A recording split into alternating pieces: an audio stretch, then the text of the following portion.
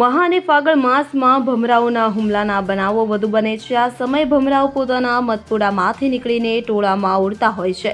ત્યારે આવો જ એક બનાવ અરવલ્લી જિલ્લાના મેઘરજ તાલુકાના માળગંપા ગામે બનવા પામ્યો છે। આજ રોજ બપોરે માળગંપા ગામના એક ખેતરમાં બે ખેડૂતો કામ કરી રહ્યા હતા। અચાનક ભમરાઓનું ટોળું ત્યાં આવી ચડ્યું હતું।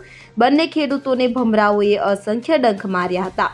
ખેડૂતો બચવા માટે ખેતરમાં દોડવા લાગ્યા અને મદદ માટે બૂમો પાડવા લાગ્યા હતા કે જેને લઈ આસપાસના ખેડૂતો તરત જ મદદે દોડી આવ્યા કે જે બાદ તેમણે 108 એમ્બ્યુલન્સને જાણ કરી અને બંને ઇજાગ્રસ્ત ખેડૂતોને તાત્કાલિક ઈસરી સામૂહિક આરોગ્ય કેન્દ્રમાં ખસેડ્યા હતા।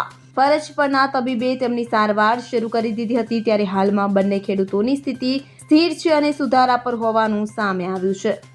Bureau report CN24 news. હવે જુઓ દેશ દુનિયાની તમામ ખબરો તમારી આંગળીના ટેરવે। ઉઠાવો મોબાઈલ અને ગૂગલ પ્લે સ્ટોર પરથી ડાઉનલોડ કરો અમારી CN24 ન્યૂઝ મોબાઈલ એપ।